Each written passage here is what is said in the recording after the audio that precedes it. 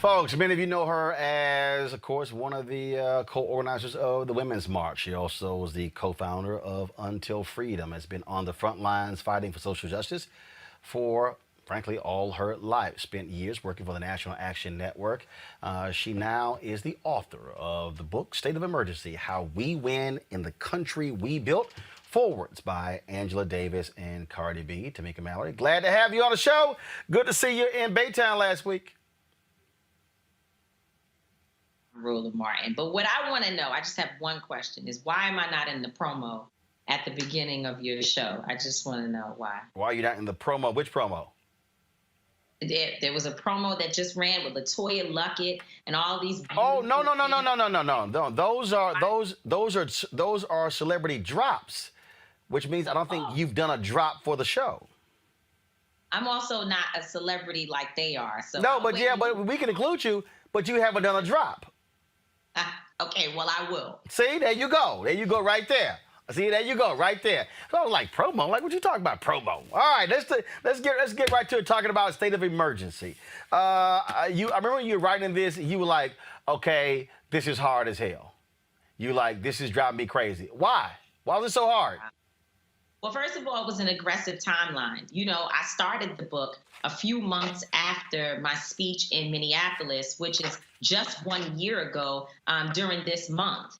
And obviously, since the book is finished and in my hand, all the printing and the editing and the proofreading, that takes time as well. So that means that the timeline that I had was really, really short. And I, remember writing you and saying, yo, this is really hard. Like, it's not easy to also sort of narrow down the information that you want to include. And every time I thought my thoughts were clear, I would have to go back. And then so many times I felt like there needs to be more. And it was actually Dr. Angela Davis, who I called one day and I said, I feel like it's not enough. I'm really suffering with anxiety around the book. And she said all first-time authors and even authors who've written multiple books have the same feeling, but you just have to put down your thoughts and put it in the world and let the world deal with it. And that just sort of freed me from the feeling that I was having. It was a lot. It was very intense.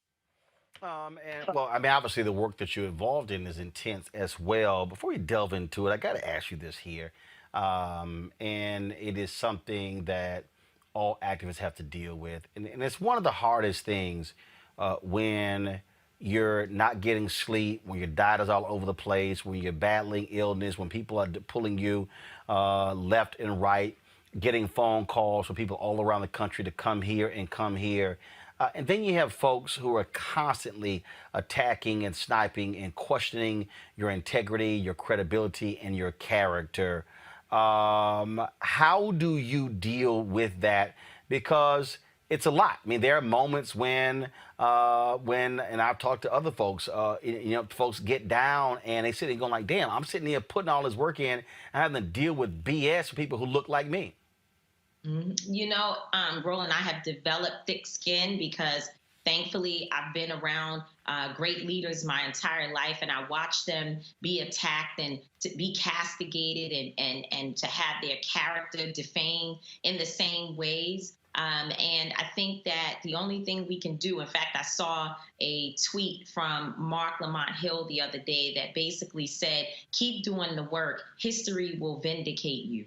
And for me, that's what I'm leaning on. And I think the other piece, because I call you and I call others and say, different things that I'm feeling, and we talk through what is the right way to approach addressing some of it, and most of it we are not addressing at all, because those individuals, for the most part, that spend so much time focusing on trying to critique and tear me down are people that I never see outside. I don't see them. I didn't see them in Baytown, Texas, for Pamela Turner. I never saw them in Louisville, Kentucky for Breonna Taylor. I've not seen them in New York for Eric Garner, Sean Bell, or many of the fights that I've been involved in. And I travel across the country supporting many families who asked me to be there. I've not seen them supporting Trayvon Martin, who I was just with his mother in Florida just this past weekend, where she held a conference for the Circle of Mothers. Sandra Bland's mother was there. So many mothers. The names go on. It's too many names. Cleola was there for her daughter, Hadaya Pendleton, who's a 16-year-old who was killed on in a park in Chicago, and President Obama honored her. Cheyenne Norman, this is a woman who I helped her to bury her 4-year-old child. I've been with these families for 25 years of my life, and in every single situation, I don't even think I've ever met any of these people, and so I have to keep focused. But I think the thing that I've been taught by so many of the great leaders who have been through these things before me is to focus on those people who are with you, and not to say that I don't listen to critique, because there have been times when you've called me to say, hey, I don't think the way in which you all are approaching certain things is the right way to go. Let's look at the strategy. But the way that it's done is in love. The way that it's done is not an attempt to gossip about me, to tear me down, or to, try to vilify me. It's done in a way that lets me feel safe. And I think we all should protect our energy and feel safe, So I focus my attention on people who want to critique from a position that allows me to grow, rather than people who are looking for attention and likes on their social media and are using the defamation of another Black person, and particularly a woman, in order to get that. One of the things that you write about called the sacrifice of the activist. And that is something that, again, I don't believe people really understand. Just the other day, Latasha Brown posted a video of her in the hospital dealing with exhaustion, and I sent her a text and I said, "Did you and I had this conversation 5 months ago?"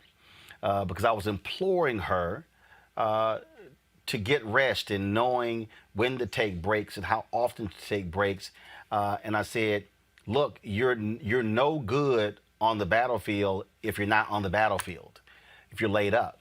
But many people don't understand how often Reverend Jackson has checked himself in the hospitals for IV fluids dealing with exhaustion. Dr. King, same thing, on many occasions would get checked in the hospitals because he was battling exhaustion. And again, I don't think the average person really understands what activists go through every single day. Yeah, no, absolutely. I have been very open recently in talking about how I got addicted to Xanax and other pain pills, attempting to just get some sleep. Because when laying down at night and not sleeping, and it's now 4 a.m., 5 a.m., 6 a.m., 7 a.m., it was certainly a challenge, and something that began to make me depressed. It started to make me have really, really negative thoughts. I wasn't necessarily suicidal, but certainly my addiction was a form of suicide.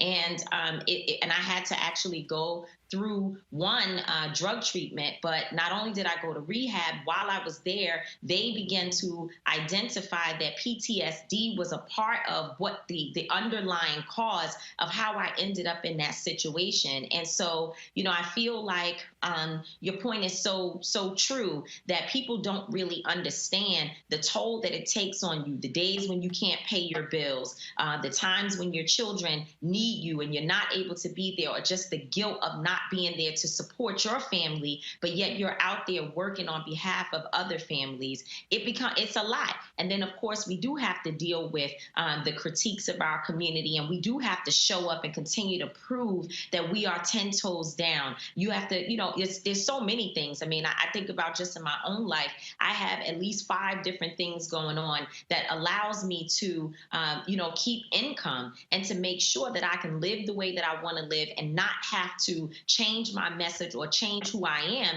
in order to be able to put food on the table. And so it is a very stressful thing, but I will say that I wouldn't want to be anywhere else in my life. And I do talk about in state of emergency, my commitment to this fight and the fact that I am prepared to give my life. I don't want to foolishly do it. And we want to make sure that Latasha Brown gets the type of rest that she deserves, because she and I were out there on the road meeting each other. This is another person who's actually outside. I met her on the road several times over the last year, working in the trenches. And I know the exhaustion that she has. And so I don't want to kill myself from not sleeping and not resting and not taking care of myself. But I certainly am committed enough that I would be willing to give my life in the drop of a dime if it meant that my people would be free.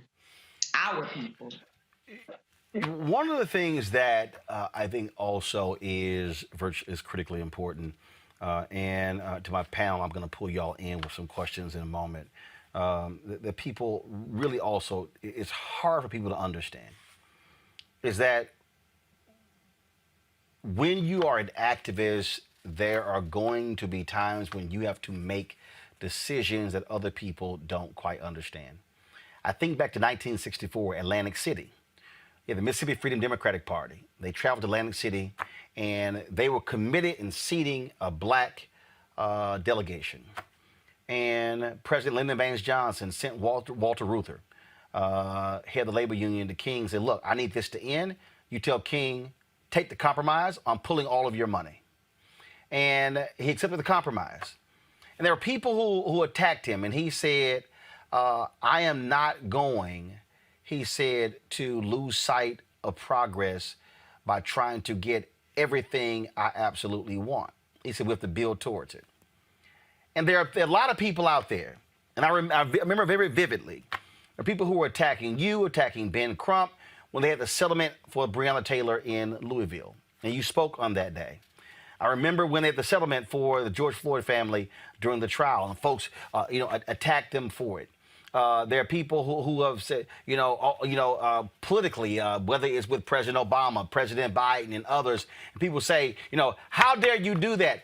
Not understanding that unless you're in the room and you realize what is truly going on and how far things have gotten and how you have to achieve some progress, it's very easy to stay on the outside and say, no, you don't you get everything we want or get nothing at all.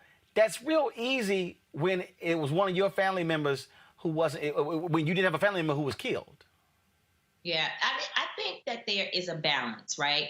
When we're looking just at what's happening in Washington right now around the George Floyd Justice and Policing Act. And now we hear folks, especially leading Democrats, talking about folding, if you will, or compromising on qualified immunity, something that we see to be at the heart of the bill. That is a moment when we can say, don't compromise, go back in and try, at least try. I think for us, our position in that area is let us see who the real obstacles are to getting progress and to getting what it is that we want. Don't step in the way and become the target of conversation. So that is very, very different. But when you're looking at people, and we're not talking about folks in elected office, we're talking about families, we're talking about attorneys, we're talking about people like in Breonna Taylor's situation who said, well, we will take a settlement, but we also will make sure that there are actual reforms in that settlement. And I know for sure that they've been meeting with the city and with the mayor to make sure that these other changes within the police department become real. And it's going to take work. It's not going to happen overnight. But they didn't just take the money and not focus on making sure that they help at least in the best way possible to protect the next Breonna Taylor from, falling victim to what we see happening to her. And there were plenty of people who said, and it tells you that they were misinformed, that they would say, well, you can't get a settlement and take settlement money and still get a guilty verdict, that once you take the money before the trial is over, you're never going to get a guilty verdict or get any accountability. Well, we know that that's not true, because we see that in the case of George Floyd, it was $27 million that they received as a settlement, but they still got guilty on all charges in the trial. It's two separate things. And I think all of this speaks to the fact that in some ways, we don't always know. I know that there have been times that I've jumped out and been strong and wrong. And I was strong because I had the right to be passionate, but I was wrong because I didn't understand all of the details of what I was talking about. I'm going to pull in my panelists for some questions, and I'm going to ask you a few more questions. Let me start with Teresa Lundy. Yeah, thanks, Roland. Tamika, it is a pleasure to, congratulations on your book. The last time I saw you in person, you were right here in the city of brotherly love and sisterly affection. And that was at, I think it was like 2 years ago for a Meek Mill rally. And you spoke on stage, and thousands of Philadelphians wanted to hear you, and they wanted to hear about the cause. So congratulations on the book. And it was an honor to do that. So my question to you is, I think, I bought the book a few days ago, so I can't wait to read it this weekend. I didn't read it, so I kind of feel bad asking a question about it. But so tell me about a little bit. I think for me, and kind of doing some of this commentary stuff, and kind of putting yourself out there and having to always explain yourself, outwardly to people, I think it's always a little bit troublesome, because I don't think people really understand, the impact of the activists, right? So I think, and I'm hoping that it says a part of it in your book about the activism in different ways, because for me personally, I do it in public relations and communications. And so I think my question for you is, when you started out in activism, doing it years on end, what was that like in terms of, seeing the stories of the families, and then also understanding that you have, your own family at home to take care of. So how did you, create the balance and also, stay sane at the same time? Yeah, so there really isn't a balance that I personally have perfected. I'm still a work in progress. I think, a piece of it is I'm traveling right now. I had my son, who's 22 years old, to fly in for a few days to be with me, and I try in those ways of just trying to include him in my work and give him different responsibilities and ways that he and I can connect. I obviously FaceTime is the best thing that they ever created, because I can talk to my mom. I can be, still connected to my dad and my sister and my family members. And so in a lot of ways, technology has helped, but the balance is it's not exactly as it should be. And how can it be? I could be in the process today of preparing to go to a graduation, a birthday party, or just to get some rest, to kick my feet up.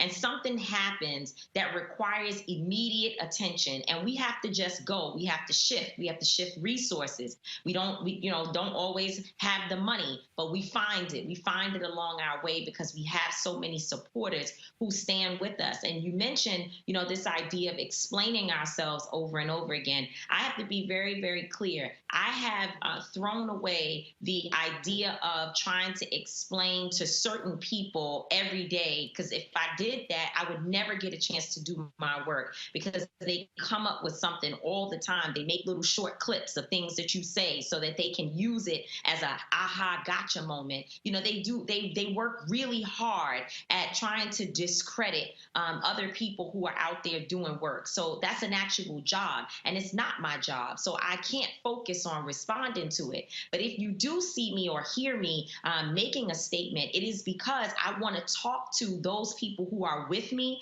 those people who want to be connected, and they just want to understand what's happening and what's your position on these issues so that they can, one, become warriors to go out there and speak on my behalf, to help us to continue the movement, and also to spread truthful information rather than allowing some people to try to drown out our work with false narratives.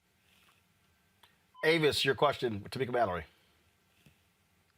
Hi there, Tamika. It's wonderful to see you. And once again, congratulations on your book. Well deserved for all the accolades that you're getting and will get as it continues to be rolled out. I have a question for you because, you know, I know that you're not new to this, you're true to this, as they would say, right? This is not something that is just a fly-by-night interest of yours. You've been doing this work literally all of your life. And when I think about all that you've done and all the different ways that you have fought for our community, you know, it is really unparalleled by a lot of folks. Let's just be real. However, I believe that as a Black woman, the strength of your leadership is not properly acknowledged. I believe that if it was a man who has the very same resume that you have, you would be given an even greater sort of platform and stature and just acknowledgement for the full-fledged excellent leader that you are. So my question to you is, you know, what do you see as a way that you can, as a Black woman, I know that you're going to do the work regardless, but is there any way that you think that we as a society can do a better job of really acknowledging the power of Black leadership when it comes in the frame of a powerful Black woman? You know, when I think about, thank you so much. You know how much I love and appreciate you as a dear sister.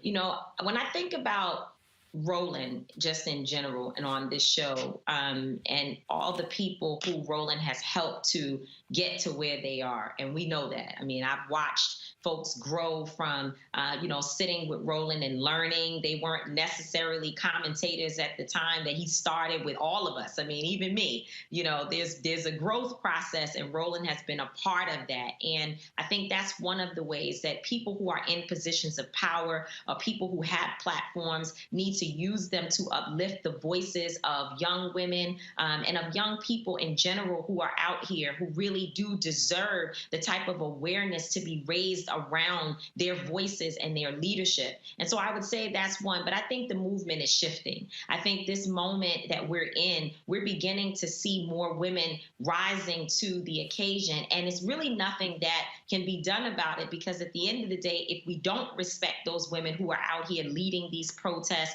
these women who are organizing on behalf of women and men, if we don't respect the voices of Black trans folks who are also organizing in a movement to protect those people who are being killed unjustly, and we know that there are some folks in our community that don't understand it, and so we are all in an education process. We're learning together, and we're learning about the power of Black women, and I think I'm glad to be a part of the generation that will make sure that the voices of Black women do not go unnoticed. And I think that's happening whether people like it or not, so they might as well just join. What do they say? If you can't beat us, just join us. Julianne, your question. Hey Tamika, how you doing? It's good to see you. We go back a little ways, and I want to go back a little ways in asking my question. I know that you say you don't want to revisit the past and explain yourself, but I'm thinking about the Women's March and the challenges of intersectionality, about the ways that we as various women work together. I think that women of color often do a lot better than when we're working with the melanin deficient, if you know what I mean. So what did you take away from the Women's March, and what would you say to others who are trying to juggle intersectional issues? So, first of all, thank you, Dr. Malvo, for standing with us during that time. You were a true warrior, and you helped us to articulate what we were feeling by writing such detailed and informative pieces that really describes the experience of Black and Brown people when they are in spaces with white women. And that's why I'm just going to call it, I'm not going to call it melanin deficient. I'm going to just say white women, because that's who we were working with. And in my book, there is a particular portion that focuses on the experience that I had at the Women's March. The story has not been fully told. The book only covers it just a little bit. I'm in the process of just starting my memoir, where I'm really going to talk more about that experience. And I think what I learned and what I took away is that, and Black women tried to warn me prior to getting involved in the Women's March. I'm still very proud of the work that we did. And if I had to make the choice again, I would go back and do it, because I know how powerful that moment was. And I know that we had a responsibility to stand in the gap of people trying to whitewash the issues around racism, sexism, fascism, and so on in this country. And we certainly were not going to allow a march to happen where the focus was Donald Trump, as if he was the beginning and end of the many years of challenges and oppression, particularly that people of color have faced. And so I'm proud of that work. But I did learn a very, very painful lesson about when Black folks and Black women specifically are in close proximity to white women on a consistent basis, how much harm can be done. We went through a lot physically, mentally, emotionally, after being in that space. It's very, very draining and taxing, because white women have a lot of work to do. And I see the work happening. I made sure that in this book, that white women, when they pick it up, that they will have an opportunity to experience our pain and to join us, to really become deep accomplices in helping us to navigate through this fight towards racial equity and justice. But there is so much work to be done with mothers and aunties and sisters within the white woman community. They have a lot of work to do to deal with the biases and the blind spots that they have that cause them to harm other individuals who they claim to be helping. It's a tough lesson to learn on your back, because certainly that's how we learned it. Tamika, we talked earlier about what happens when you have to deal with criticism. You had to go through all of this when Samaria Rice was criticizing you and others, even though you never even went to Cleveland. You were never involved in the Tamir Rice case there. But there were folks like Breonna Taylor's mother. People were demanding that you address the issue, but there were people like Breonna Taylor's mother who came forward and said, no, hold up, wait a minute. We made clear we want Tamika involved. And talk about, again, having to go through that and having to deal with those attacks when you had nothing to even do with the Tamir Rice case. So, I recognize the trauma, Roland, and I also understand that white supremacy is causing us to be at one another versus using all the smoke, as they say, to fight the systems that are in place to oppress our people and our communities. And so I understand that there is trauma. Anytime you lose a child and feel like people are sort of moving forward in life and your situation has not been addressed, you have not received justice, I can get why there would be pain, why there would be trauma. And I also understand that oftentimes we lash out at people who we see in visible positions and feel like they ought to do more. And to be quite honest, I've said it and I will continue to say that all of us, every single one of us fails Miss Rice and her family, because anytime a child is killed, we ought to turn this country inside out and upside down until justice is served. And I don't believe that she feels that we did that in the ways in which we should have, or could have. I was younger in the movement at that time. And as you said, I'd never actually traveled to Cleveland. I've never been one to talk about the Tamir Rice case, other than, there may have been moments in my, where you're sort of calling the roles, but that's not something that I have ever done. And so I understand the frustration, but I also just ask people, because I did get the calls, and of course it hurts when you hear someone who doesn't know you, who's never met you, speaking of you in such a way. And so I did, to get the calls from individuals who were like, well, what's happening? People had some impression that I must have done something or been working with her. Maybe there was a misunderstanding. And when I explained that I had not actually been in any relationship to that case and that situation, it provided a little bit of clarity about the trauma. But I encouraged everyone to speak to the families that I've actually worked with, speak to the people that for 25 years of my life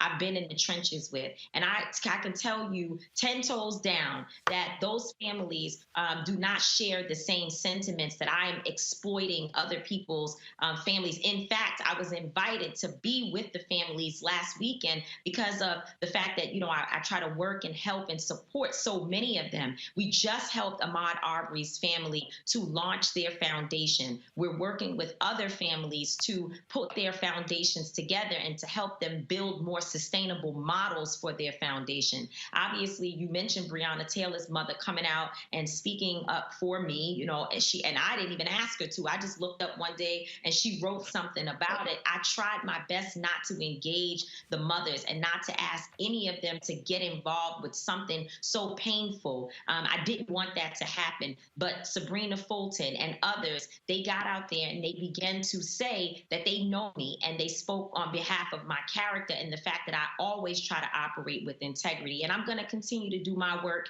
And I wish everyone peace, and whatever I can do to be helpful, I'm here. Last question I have for you. It's very interesting. The fragility of weak ass black men. I'm looking at some of these fools in our YouTube chat, whining, complaining, and black women have always gotten credit. And I'm going, y'all clearly have no idea what the hell you're talking about. I had some fool complaining, Tamika said sexism is much more rampant than racism. And I'm going, you probably are a dude because you don't even want to acknowledge that sexism exists. And you have to deal with, and I'll go ahead and say it, you have to deal with the misogyny of other black male leaders who, let's be frank, don't like seeing this many black women in leadership positions. What do you say to that young woman out there who is volunteering, who maybe wants to follow in your footsteps and others, who is not as strong in dealing with that, in dealing with the forces of male entitlement when it comes to leadership? Yeah. So, I do want to go back to something you said about the racism, sexism piece. I think it's really important, again, when, we sort of listen to these clips and just automatically think or the worst of, and don't necessarily understand the intentions of those who are speaking. Mm-hmm. I was being asked about Kamala Harris becoming president in 2024, excuse me. I was being asked if I think that that's possible. And I had already talked about racism. And of course, I talk about that all the time. And so when asked whether or not she might be able to become president, what I said was that, number one, the only way she will become president is if her record speaks for her, if she's actually done something to ensure that the Black community respects and honors the work, the actual work, that she has a heavy load on her shoulders that we expect her to live up to. And then I went on to talk about how sexism is the double whammy, and how sexism can be worse than racism because of the fact that when you apply both things, you have, again, a double whammy. You have something extra, something additional on top of the fact that you're Black. So we already know that being a Black woman or a Black man is very, very difficult. It is the most challenging. it's awful sometimes when we think about the ways in which we are discriminated against in this nation, and have always been. But when you add the challenge of being a Black woman, it makes it even worse. So, you know what? Guess what? Maybe I could have said it a different way. Perhaps, the words that I use, if I was more like Dr. Malveaux, I would have had a better flow in terms of how I was getting out my point. But if you know my heart and you know my work and what I have been doing and all the men that I have stood up for and fought for so many years, the fact that that particular clip is taken so far out of context for what it is that I'm actually relaying is what I'm talking about. People who really are looking for something negative, because everyone else, because I called Mark Thompson, I called a bunch of brothers. I said, I want you to watch this and I want you to tell me what you think. Do I need to respond or not?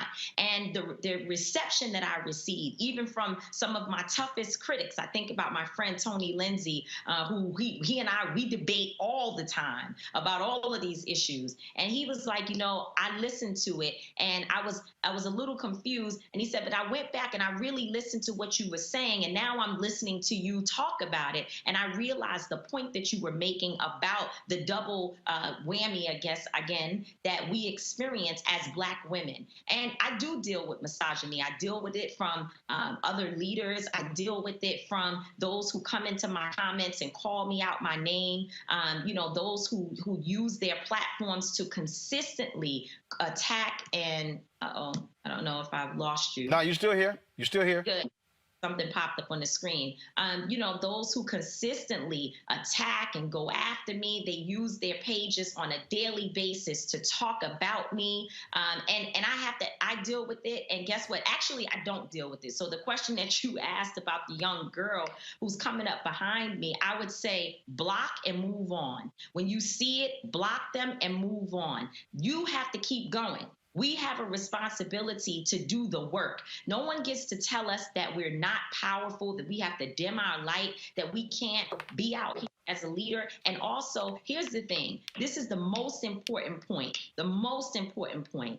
Perfection is not reality. No one is perfect. Tamika Mallory's not perfect. Most of the critics and the haters, they definitely are not perfect. But what you have to look at is who's actually doing the work, who's on the ground, who is out there standing in the face of white supremacy, dealing with challenging police and having a target on your back because they know your real name. As my friend Teslin Figueroa would say, she would say, hey, I don't know your real name. You're on here talking to me through a fake profile, but I'm actually out in the streets as Tamika Mallory. And so when I see the police, they know who I am. They know exactly who I am. And I have been targeted in this movement. And so I have to stay focused and keep going. Don't go back. Don't look back. It's the Harriet Tubman statement. If you hear the dogs barking, keep going. You can hear them coming after you. Just keep going. And I'm ministering to myself as I say this and as I continue to block all of them, because you know what? In the end, whatever they have to say about me, they need to find a way to do it better and outwork me. Simple as that, y'all. The book is called State of Emergency, How We Win in the Country We Built. The forward is by Angela Davis and Cardi B. Actually, I got one last one. Tamika, I asked all authors this. What was the wow moment? When you're writing this book, the wow moment that caused you to go, oh my God, it's unbelievable. It could have been something you remembered. It could have been something that came about. Was there a wow moment for you? Let's see. It was so many. I think, first of all, the fact that I was like, that I had all of the chapters outlined was a wow moment, because it's a real job to actually sit down and do the work. But I do think that forward between Cardi B and Angela Davis is an important part of the book. It actually gave me inspiration, because I kept writing knowing that I opened the book intentionally, drawing in every single person that I wanted to reach just by having Dr. Davis and Cardi B to be in there, to set the intention, to have Cardi basically saying to Angela Davis, am I allowed Am I welcome in this movement next to you? Is there space for me? And to have Angela Davis take the time to sit and respond to Cardi, I know that gives a point of entry for Keisha, who maybe she has 2 jobs, 2 kids, and she might be a stripper at night. It has a space for Ray Ray, who might be on a street corner today, but because of what he found in this book, he realizes that there's a place for him in the movement. I wanted it to reach the doctor, reach the lawyer, reach the bus driver. I wanted everyone to find themselves in this book. And I think that the intention that was set with the forward helps to be able to do that. All right, then. Again, folks, State of Emergency, How We Win in the Country We Built by Tamika Mallory. Tamika, always good to see you. Get some rest, keep swinging, and tell the haters to go to hell. Love you, Rolly. You tell them for me. You know I will. I appreciate it, Tamika. Love you, dog. Thanks a lot.